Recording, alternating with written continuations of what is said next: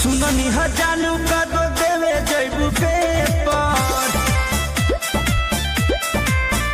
हाँ सुननी ह जानू का दो देवे जैबू पेपर।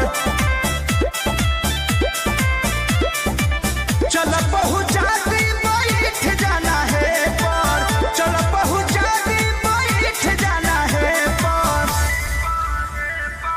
सुननी ह जानू का दो देवे जैबू पेपर। सुननी ह जानू का दो देवे जैबू पेपर।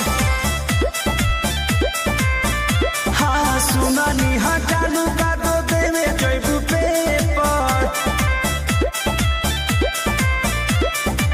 चल पहुँचा दी बैठ जाना है पर। चल पहुँचा दी बैठ जाना है पर। सुननी ह जानू का दो देवे जैबू पेपर।